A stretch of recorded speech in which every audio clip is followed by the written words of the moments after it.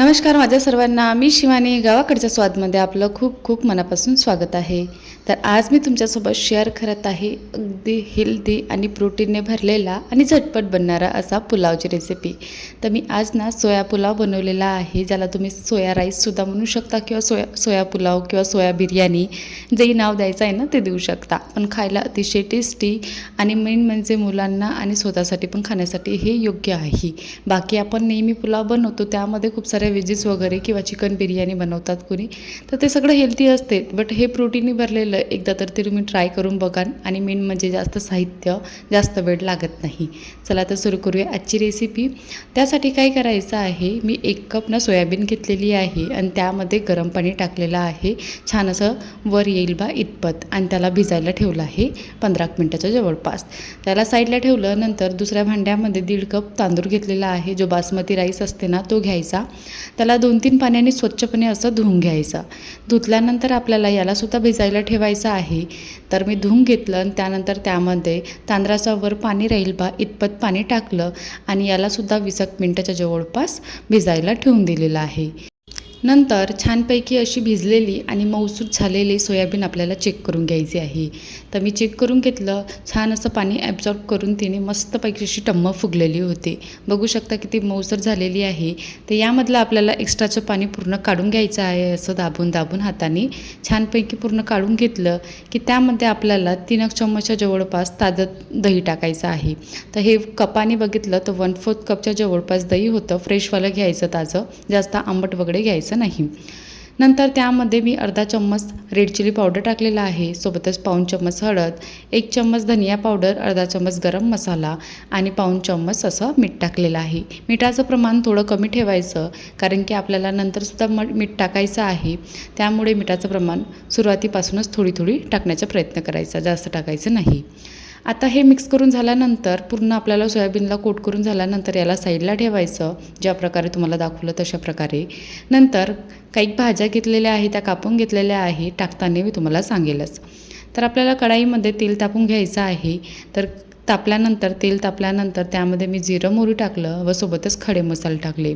खडे मसाले यामध्ये मी तेजपान, दालचिनी, थोडीशी लवंग आणि काळी मिरी, सोबतच मोठी विलायची, कर्णफूल वगैरे हे सगळं तुम्ही टाकू शकता तुमच्या आवडीनुसार. नंतर खडे मसाले छानपैकी असे झाले की 2 मिरच्या टाकल्या आणि त्यानंतर 2 स्लाईसमध्ये असे कट केलेले लांबा आकारामध्ये कांदे टाकलेले आहे. कांदा जोपर्यंत मऊसत होत नाही तोपर्यंत याला छानपैकी असा परतवत राहायचा. नंतर त्यामध्ये थोडेसे कढीपत्तासुद्धा टाकलेला आहे. हे सगळं मीडियम फ्लेमवर करायचं आणि त्यानंतर आपल्याला एखादा चम्मच आलं लसूण पेस्ट टाकायचं आहे. त्यालासुद्धा तेलामध्ये छानपैकी असं परतवून घ्यायचं आहे. सगळं हे परतून झाल्यानंतर आणि कांदा छानपैकी असा मऊसर झाल्यानंतर आपल्याला यामध्ये भाज्या टाकायच्या आहे. भाज्याचं प्रमाण तुम्ही तुमच्या आवडीनुसार कमी जास्त करू शकता किंवा ज्या आवडत असेल त्याच टाकायचं. तर यामध्ये मी 1 शिमला मिर्च, 1 आलू आणि 2 टमाटर टाकलेले आहे. छानपैकी असे थोडेसे मीडियम आकाराचेच काटायचे, खूप जास्त असं बारीक काटण्याची आवश्यकता नाही आहे. नंतर यामध्ये काही मसाले टाकले आणखी थोडेसे मी. तर 1 चम्मच लाल तिखट, सोबतच पाऊण चम्मच हळद, अर्धा चम्मच धनिया मसाला, अर्धा चम्मच गरम मसाला व चवीनुसार थोडंसं मीठ टाकलेलं आहे. हे सगळं मसाले तेलामध्ये छानपैकी असे परतून घ्यायचे. मिक्स करून झाल्यानंतर जे आपण सोयाबीन कोट करून ठेवलेली होती तिलासुद्धा टाकायचं.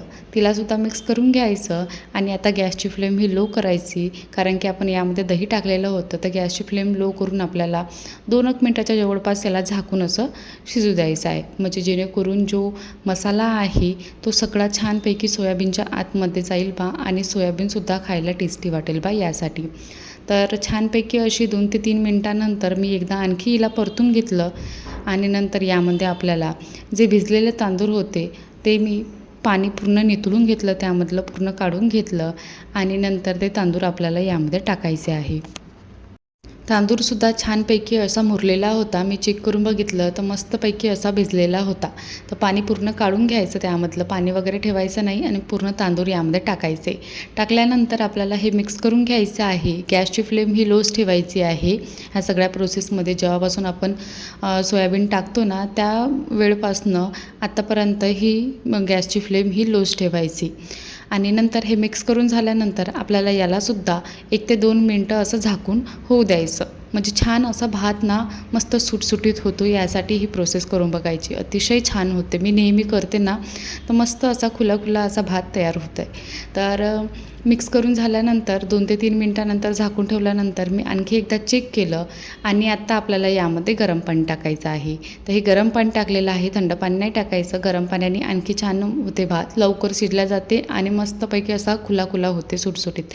तर यामध्ये आपण सुरुवातीला 1.5 कप तांदूळ घेतले होतं, त्या हिशोबाने त्याचा डबल पाणी टाकायचं आहे. तर 3 कप टाकायचं आहे, पण मी यामध्ये 3 कप नाही टाकलेला आहे, 2.5 कप टाकलेला आहे.